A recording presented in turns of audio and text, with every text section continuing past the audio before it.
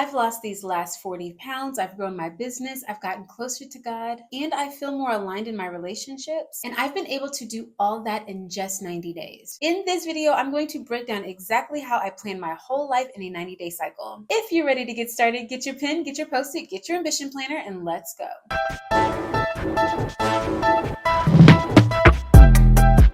Hello Ambition Babes, welcome to or welcome back to my channel.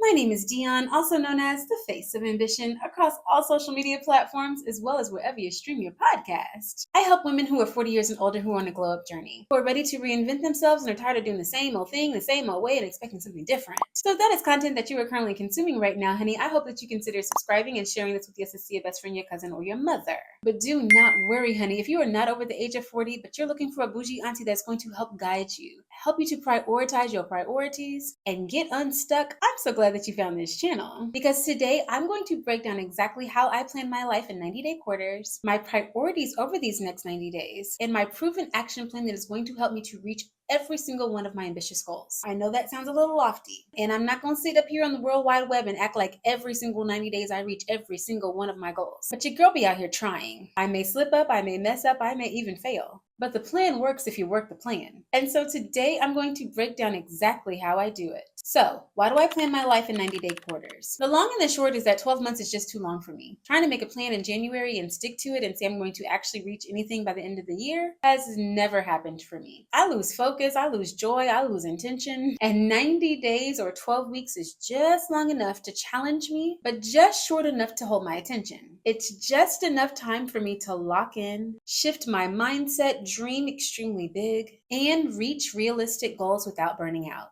The start of each quarter is like starting a new chapter in a really good romance novel. Because I romanticize absolutely everything, the quarter that we're entering is about to be the very best, sexiest, juiciest chapter in this whole book. There's going to be drama, there's going to be tears, there's going to be triumph. And at the end of this chapter, which is going to take 12 weeks, I'm going to have learned, I'm going to have grown, I'm going to have achieved something really, really major.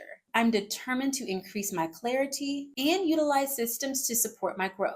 The 90-day method has been proven to work and has been featured in 1.5 million books. And for me, it helps to reduce overwhelm and build momentum. So I plan my 90-day quarters in 5 categories. I have personal, professional, spiritual, my relationships, and my money. When I focus in these 5 areas, everything else falls in place. Now, I want to be absolutely clear. I may not have a goal that aligns with each of these categories, but these are the areas that I want to level up in every single quarter. For example, one of my goals for the next quarter is to launch our new digital planner. That goal has absolutely nothing to do with relationships. But what I know after 20 years of being an entrepreneur is that I lose myself during a launch. I don't talk to my friends. I barely talk to my husband. I pat my dog on the head and I leave my phone on D&D. And that is not the way that I want to show up in my relationships ever.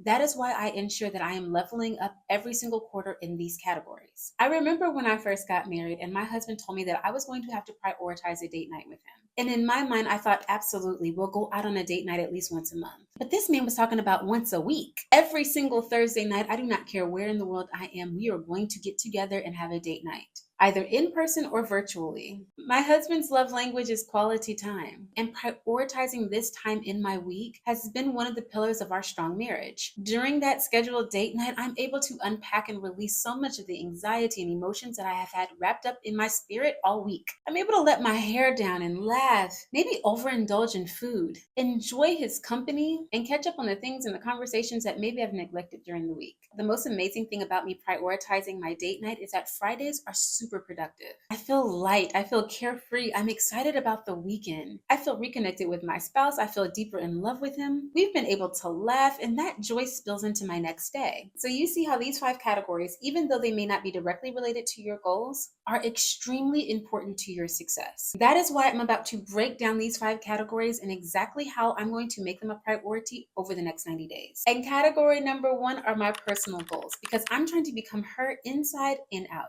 For some of you, that have been watching me for a while, you have noticed that I have lost a significant amount of weight since I started being a YouTuber. And even though I've been coming over these giveaways for only a year, over the past few months, I have lost the last 40 pounds on my weight loss journey. I've been very transparent about my weight loss, and it has taken me decades to get to this point. But that is because I didn't follow the action plan. If your personal goal plan is to lose 15 pounds over the next 90 days, that means that it's 5 pounds a month, which breaks down into 1.xx pounds per week. So if you know the formula to your success, you can reverse engineer that into how many steps you need to take every day and what your calorie deficit needs to be in order to lose that amount of weight. It is going to take you showing up with intention and purpose over the next 12 weeks. The action plan to reaching your personal goal or a goal in any one of these 5 categories takes intentionality. And this quarter, I'm really working on strength training and toning my body. Because I'm a woman of a certain age, some things are not staying in place like they used to. Thighs are a little jibbly. The arms be flapping like I make potato salad for a living. And I'm ready to tone up all of my muscles and look as strong as I feel. Therefore, one of my big personal goals is to make sure that I am in my room no later than 10 p.m. every single night. At 9 p.m., I have an alarm that goes off that tells me it's time to start moving towards bed and start my nighttime routine. This includes tidying my home, setting my intentions for the next day, checking my calendar so I know what to expect, doing my nighttime routine, taking a shower, putting on some good pajamas, spending some intentional time with God, and scrolling for the last few minutes on Instagram. Because if I want to get up at 5 a.m. the next morning to start working on my strength training, I've got to prepare the night before. Another big personal goal that I have is to practice gratitude every day. I've created the Goals and Gratitude Journal because I needed it, not because I have perfected practicing gratitude every day. It's something I want to do, it's something I know I should do, and so I created the product and system to help support us. We're on this journey together, sis, and in no way am I perfect. So over the next 90 days, I'm trying to max out my habit tracker, stay working inside of my Goals and Gratitude Journal, checking in on my goals weekly, monthly, and quarterly, all while prioritizing my sleep, my water intake, and my meals. The second category is your professional goals. Setting professional goals helps you to move with purpose and not pressure. You've got 12 weeks to become the woman of your dreams. That is 90 days to be intentional about how you show up for yourself every single day. As I stated earlier, we're in the process of launching our new digital planner. Actually, now that I think about it, by the time you watch this video, the planner may have been launched. Traditionally, we've been known for our physical planners, but due to all this drama with the tariffs, there was absolutely no way that we could foot the almost 6-figure bill in order to produce another physical ambition planner.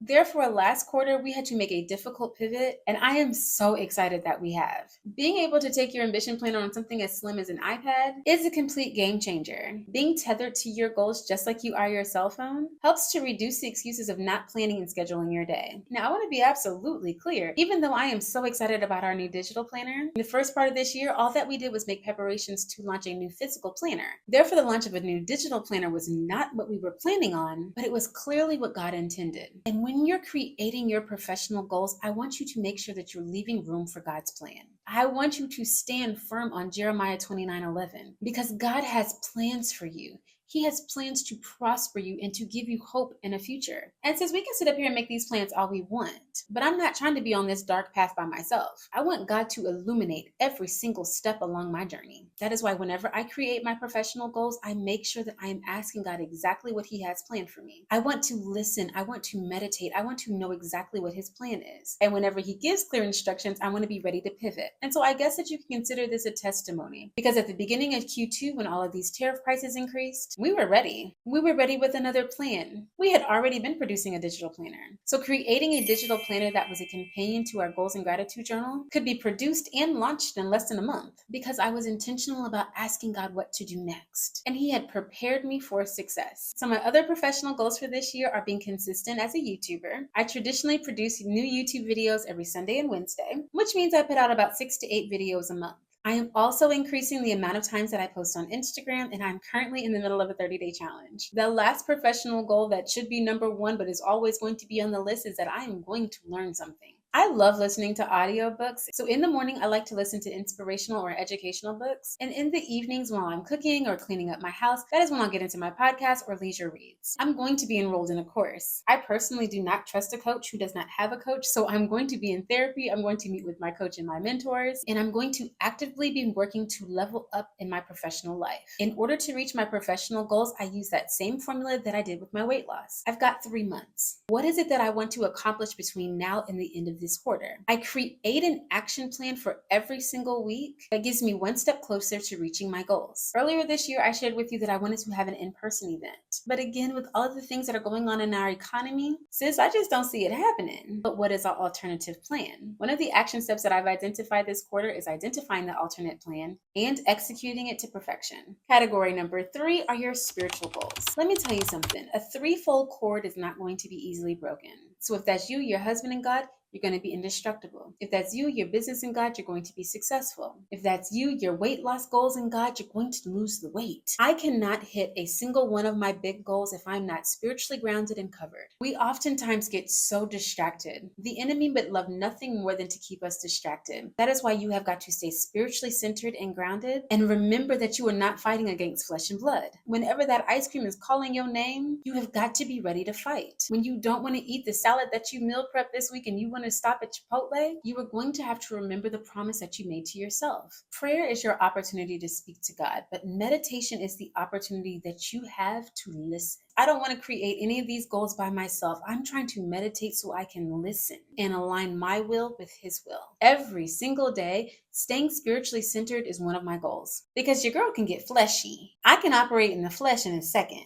fussing and cussing and acting up, but I know I have a greater purpose. I know that the vision that God has given me will be fulfilled. But the most amazing and dangerous gift that God has given us is the power of choice. And what we don't change, we choose. So if we have been out here feeling stuck, trying to do it all by ourselves, have been struggling and feeling like your feet are sinking in cement, perhaps it's time for you to choose to change your spiritual relationship. I can't tell you what that looks like, but open up your heart's posture and allow yourself to listen. Category number 4 are my relationship goals. I touched on this briefly with ensuring that I'm spending quality time with my man, but I also need to make sure that I make time for my other relationships as well. Having weekly check-ins with my besties, sending funny TikToks or Instagrams to my digital friends, and being intentional about reaching out and touching each and every one of my godchildren are the ways that I am showing love this quarter. Every single one of us needs a girls' night out. Just a little chance to be slightly inappropriate and have a good time. To kiki, cut up, and laugh. To share your inner thoughts and feelings. Be vulnerable in a safe space. And be the shoulder that another friend may need to lean on.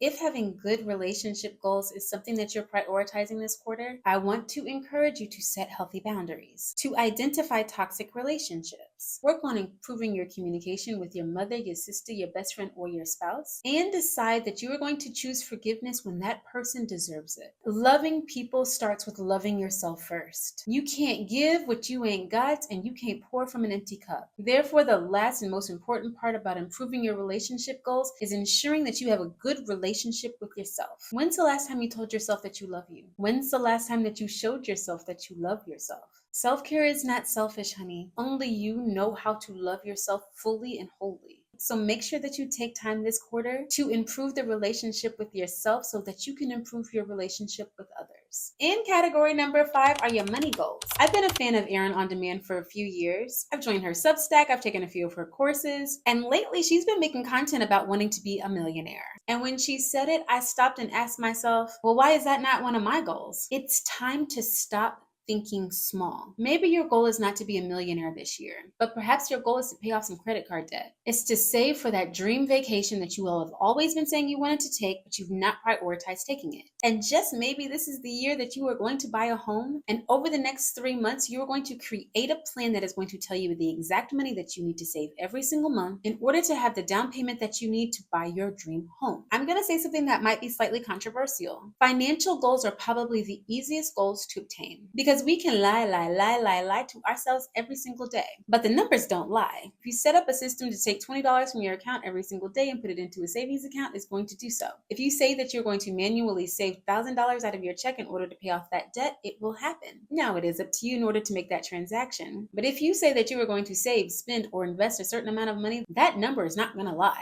Either you did it or you didn't. Either you met the goal or you did not. All the way down to the cent, at the end of the 12 weeks, you can see if you made, raised, or spent the money that you said you were going to. And what I have found about setting a financial goal is that it takes extreme discipline. I like using the word easy around financial goals because we have so much financial trauma. And so in order to release the stress that is sometimes associated with talking about money, I use minimalizing words like creating an easy budget, super simple. Just shift the mindset, just make the transaction in order to not not trigger poverty mindset. Oh, just because poverty mindset does not show up in the DSM as a medical condition, Dion Stokes says that it is. And a poverty mindset can hold you in chains and prevent you from reaching any one of your goals. That is why I want to challenge you to start small and dream big. If you want to be a millionaire like Aaron, or if you want to save $100 every month this quarter, I want to challenge you to create a financial goal. Is it how much money you want to make in your business? Is it the amount of money that you want to save or invest? Is it the amount of money that you want to put towards paying off that debt? You want to save towards putting your child through college? You want to finally pay off that car, and it is going to take you being disciplined over the next 3 months to do so. You know what that financial goal is, and you've been putting it off for way too long. Because of my poverty mindset, I used to feel like budget was a bad word, but I want you to unpack your own poverty mindset and create a budget. Manage your money, steward the gifts that God has given you. I'm not quite ready to share my personal financial goals for this quarter. Oh, but trust me, if I reach that goal, everybody's gonna know.